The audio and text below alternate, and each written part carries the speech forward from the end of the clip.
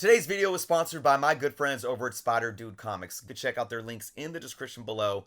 You guys can save 10% off of any order by using the code JOURNOS10. This code never expires, and also if they have any other promotions going on their website, you can always piggyback the JOURNOS10 to get that extra 10% off as well. You can search by Marvel or DC or certain ages like Silver to Golden, or your favorite characters like mine, Spider-Man. You guys could see a little bit of what they got going on here. Again, Silver Age to modern books. Stuff is extremely well priced. If you know me by now, you know that I only push those that I truly support and that I truly believe in. So again, guys, go check out SpiderDudeComics.com. You can also follow them on Instagram, and you can check out their YouTube channel by finding their link in the description below or finding their YouTube link on their website. What is going on, everyone? Chris with Journos Comics and Pop Culture. Today,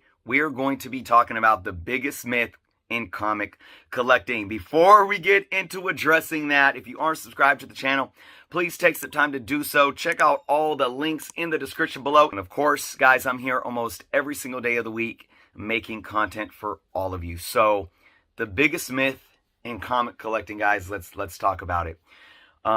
This video was inspired by conversation that I received in the comments on a recent video that I did addressing a situation where I was looking into possibly purchasing a collection, and there was a little bit of a bait and switch going on. I did that video to try to educate both collectors and buyers as well. So there was a lot of pushback against me saying that, you know, I'm a slimy lowball flipper of comics and all this other stuff. Then there was some, you know, feedback that seemed negative, but I think people had good intent.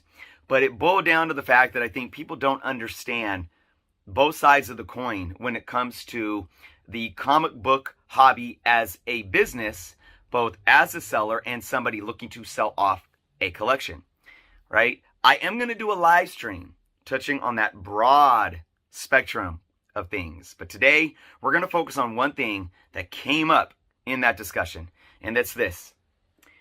All comic books are not valuable, and all comic books do not appreciate in value as they age. So, the root of my argument is this today. If somebody buys comic books from the 90s for $1.75 or $1.99 a book, or maybe in the early 2000s for $2.99 a book, because that's what the cover price was on many of them, and then it went up to $3.99. So for the last 12 years, we've been paying $3.99 for the cover price of a comic book. So say you've been collecting for 20, 25 years, and you have, you know, a good-sized collection of maybe 5 long boxes, 10 long boxes, whatever it may be, and most of it is 90s and 2000s stuff. You probably bought them maybe as a kid or a young adult, purchasing them off of the racks from your comic book store, paying cover price.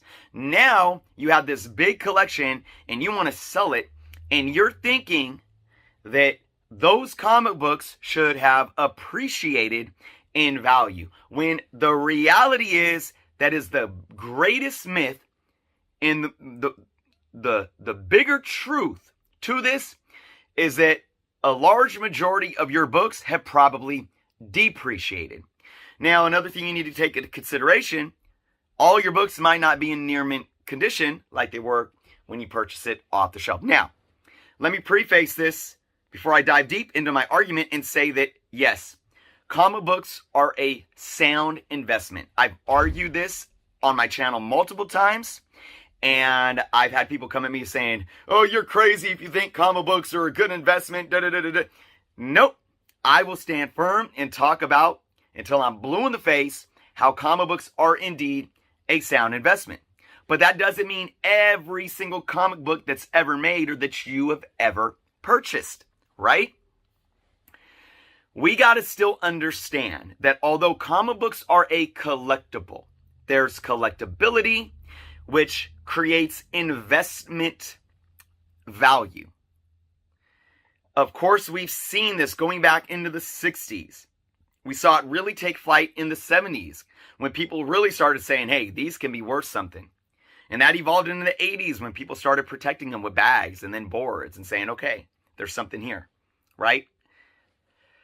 But we also have to understand that comic books are still a item, a product that has another purpose. And that purpose is to be read. It is a book, just like any other book, just like a magazine that you may buy off the shelf of a grocery market, or just like a book that you buy from a Barnes & Noble. Comic books are a product. And the majority of products that you purchase from stores, whether it's brick and mortar stores, retail stores, or online, whether it's household products, whether it's technological products like electronics or so forth, cars, clothing, right? Any type of product that we purchase, what happens to that product the moment that we buy it? It depreciates in value. And as it gets older, it continues to depreciate in value. And also, as we use it, it depreciates in value. So with clothes, every time I put this hat on, or every time I put this shirt on and wear it and then wash it, it depreciates in value, right? And hopefully one day, maybe I paid $14.99 for this shirt. Maybe one day I could sell it in a garage sale for $1 or $2. Maybe, right? This still holds true with comic books, certain comic books. This is why when people have large collections, you can't just sit there and say, I demand a value of these books because I've put X amount of money into them. I've put X amount of money bagging and boarding them, money and time. None of that matters. None of it matters whatsoever. Let's see. I got some comic books right here. So these comic books were $3.99 each. This is a Vertigo comic. I think it came out in the 2000s. Imaginary Fiends. Okay, it was a miniseries or a limited series. I've never read it. It looks kind of cool. It looks creepy. It's kind of like a horror story. And I may have wanted to buy these just to read the story, right? And I would have had to pay $3.99 each. So I had my Whatnot sale yesterday. And it's a book of 4. I started an auction, I believe it at $5. $5 starting bid. That's $1.25 each, right? $1.25 each. Nobody bid on it. Nobody bid on it. Nobody wanted it. Why? When these books cost $3.99 each, that's 4 times 4, that's $16. So you're telling me, and they're in near mint condition. They are still in near mint condition. So you're telling me that comic books, because they're an investment, because they're a collectible, that I spent $16 on these books, and then I went out and bought nice bags and boards. Look at this. I rebagged and boarded them in these nice, clean, archival bags and boards. So I took the time and spent more money to make them look nice. And you're telling me that I can't even get what I paid for them? That I can't even get $5 when I paid $16? I can't even get a third about of what I paid for them. And the answer is absolutely yes.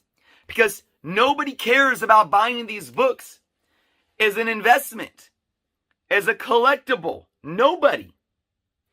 People are willing to pay $3.99 for this book when it comes out because it's a story, and people might be interested in that story when it comes out, and they want to read it. They read issue 1, and they're like, oh man, I can't wait for issue 2.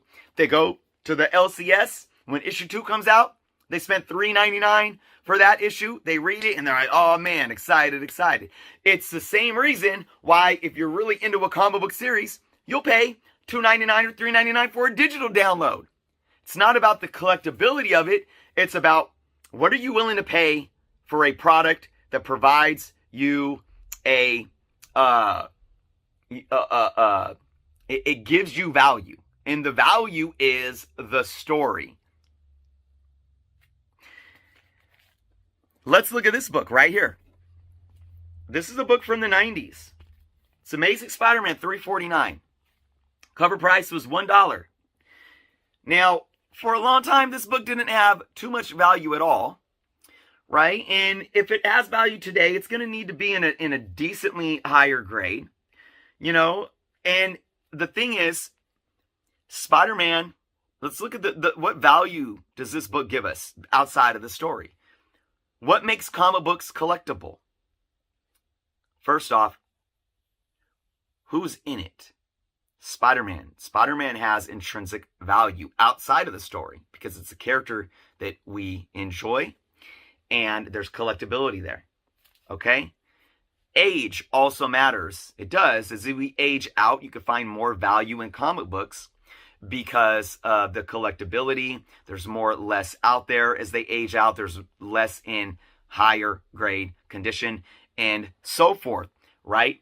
So I'm willing to say that now, 30 years later, I could probably get more than I put into this book.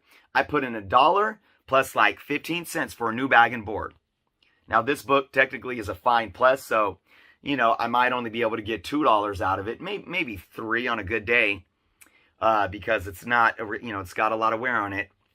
But if this was a near mint, this could go for $5, $6 for sure, because there's value there to be had. It doesn't mean it's going to get you rich or anything like that. But you could get more out of it than you put in, right? Let's look at these. This is another lot that I tried to sell on my Whatnot sale yesterday. We got Superman. This came out in what, 89? I believe this was 89. This is, yep, August 89. Superman number 34. This is a 75-cent cover, right? This is a 90s Superman. This is Action Comics 667 with a 175 cover. All right, that's $2.50. And this is a mid-90s Superman 118 with a 195, so a $2 cover. So I put $4.50 into these books, plus bagging and boarding them, right? $4.50. I auctioned these off at $4 for the set, just over $1 each. Right? What's that, about $1.33 each? Nobody bid on it. Nobody bid on it. And these are, this is fine, very fine. This is near mint. This one is probably fine, very fine as well. I couldn't get what I put in. Now, you're thinking, well, Superman, people like Superman, but there's other intrinsic reasons of why we value comics. There's so many of these out there. There's so many of these out there that it really doesn't benefit a collector to pay even that much that I was offering it for, because maybe they can find them in a dollar bin and pay even less. Maybe a lot of people have them in their collection and real collectors don't care about even collecting them. You got to take all these things into consideration when you're looking at comic books as an investment and thinking, are these comic books going to appreciate in value? So when you go to the conversation about, well, I have all these boxes of comic books, I must be able to sell them for a high dollar amount. And as I stated before, and I'll state again briefly here, it's also a myth to think that the more comics you have to sell at once, the more money you're going to get out of it. It's the complete opposite. Unless you got a collection of all Golden Age and Silver Age stuff, right? The more books that you have in a collection, the less you're going to get per book, because you're tending to the reseller and the dealer market. You're putting your collection out there for them to put their eyes on it. Collectors don't buy in bulk like that. Collectors want to spend their money on keys, on real investments, on books that are solid investments for them. Low risk investment, blue chip investments. Or collectors want to collect what they're specifically passionate about. Maybe a specific superhero or character. Maybe a specific title that they're trying to fill because they collect runs. And they don't care if you have a whole bunch of Daredevil books from the 80s and 90s and you're trying to sell them for $1 a piece and you have like 3 boxes full and you want $400 for them. Say roughly $1 a piece. They don't care about that. They may have 20 Daredevil books from the 80s and 90s that they'd be willing to pay maybe more than $1 a book for. Maybe they'd be willing to pay $2, $3, even $4 a book for. But all they want is those $20. They'd be willing to pay or 20 books. They'd be willing to pay a premium for those 20 books. And that premium for those 20 books would still not add up anywhere close to $400. So why are they going to dish $400 out for 4 boxes of books that they have no need for?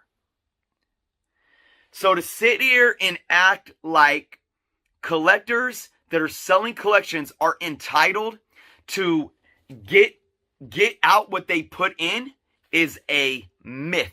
It's the biggest myth in this hobby.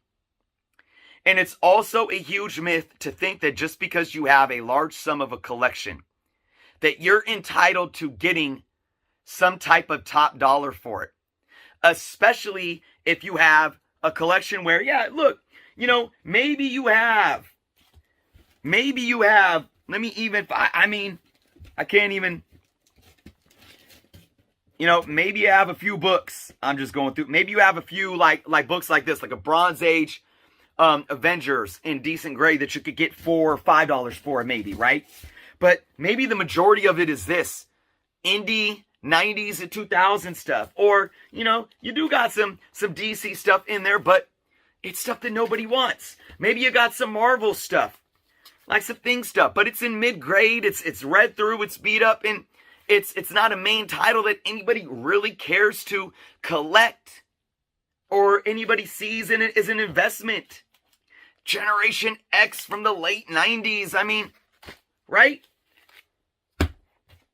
Collectors, I have to tell you this humbly, you are not entitled to get out what you put in. And my biggest advice to you is this. If you want top dollar for your book, for your books, you have to put the work in. If you want top dollar and close to fair market value as you want, go through your collection, grade it, price it out, and put in the work. Break it down to small lots or sell individually. Because unless you got a collection where you know exactly what you have, and you have decent stuff mixed in with the stuff that's not going to sell, you're never going to sell the stuff that's not going to sell. It'll be sitting there in your possession, and you won't make any money off of it. This is why individuals that want to sell in bulk, most of them understand this. The ball is in your court to figure out how you guys want to gauge your collection when it comes time to sell. But you have to ground yourself and plant your feet in the ground and realize that you are not entitled to get out what you put in. It just doesn't work that way. We're going to continue on this topic of discussion, folks. Like I said, we are going to have a live stream real soon on my channel to really dive into the business side of this hobby, the reselling, right?